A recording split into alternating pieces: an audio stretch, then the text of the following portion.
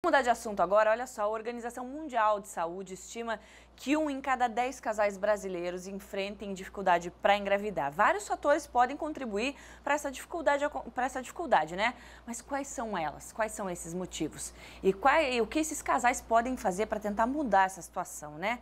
Quem vai responder para a gente? Vamos bater um papo agora com a ginecologista Kátia Beckhauser. Seja bem-vinda, tudo bem? Tudo bom, Gisele. Um prazer estar aqui, né? Sempre. Obrigada, o prazer é nosso, que a conversa é sempre boa. Doutora, é triste o momento de que um casal quer ter filhos e percebe que não é tão fácil quanto imaginava.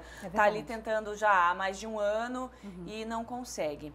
Hoje, existem fatores diferentes do que a gente estava acostumado a ver, fatores externos que podem contribuir para o casal não conseguir engravidar? Na verdade, o que a gente sabe hoje a respeito disso, né? De cada 100 casais que não conseguem engravidar, 20% é fator masculino, o homem que não consegue. 40% é fator feminino, a mulher que tem dificuldade. E os outros 40% é uma mistura dos dois, entende? Às vezes ele também tem dificuldade e ela também.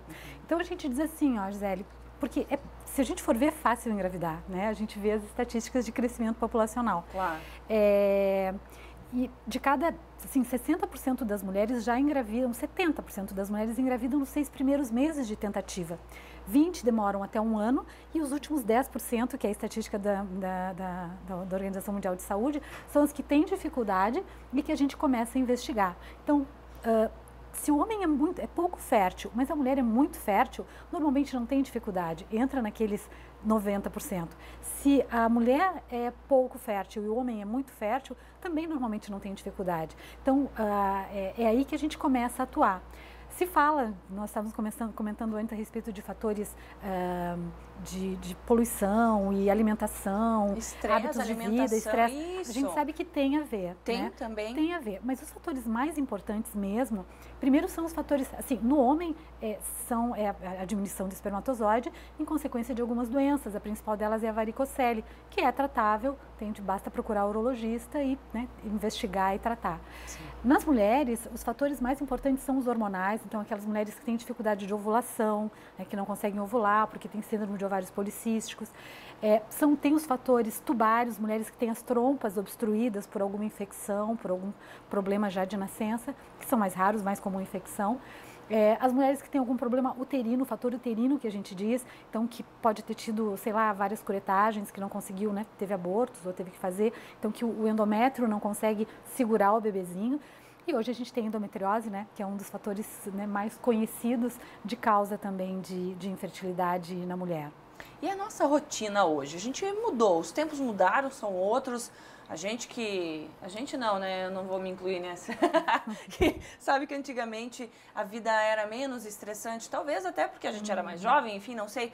Mas essas coisas influenciam nessa questão também da endometriose ou outros fatores físicos. Sim. Da mulher e do homem, para que isso acabe resultando nessa dificuldade de engravidar?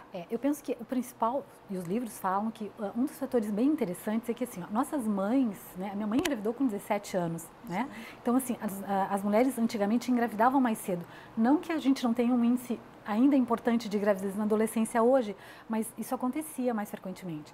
E, por exemplo, endometriose é uma doença que, se você ficar sem menstruar por 6 meses, você trata ela. Tá? Então, antigamente, não dava tempo de produzir endometriose, as mulheres já engravidavam e aí acabavam emendando uma gestação na outra, então tinham, né, menos problema em relação a isso. Hoje, o que acontece com a gente? Nós, na adolescência, algumas mulheres menstruam muito na adolescência, já começam a formar endometriose nessa fase, tá? Não fazem diagnóstico, na verdade, o que a gente acaba usando para as adolescentes? Normalmente anticoncepcional, que elas mantêm a menstruação, ou então a gente usa só no início alguma medicação para cólica mesmo, né? Ou para reduzir um pouquinho o fluxo, e elas, em geral, vão fazer esse diagnóstico 9, 10 anos depois do início dos sintomas. E aí, às vezes, esses sintomas já estão acentuados demais, a endometriose já está mais agressiva e é o que acaba atrapalhando a fertilidade delas. Hoje a gente tem engravidado mais tarde, né? Então, até um tempo atrás a gente dizia que as mulheres com mais de 28 anos eram consideradas primigestas, ou seja, primeira gestação, idosas, pensa só. Nossa, tá? Gente, e hoje já... O pessoal está chegando aos 40 e está pensando ainda. Então, esse ponto né, de decisão não é mais aos 28 hoje, impossível. Até porque a gente sabe que as mulheres de 30 e poucos hoje têm um organismo muito mais jovem do que as nossas avós tinham, né, aquele tempo atrás.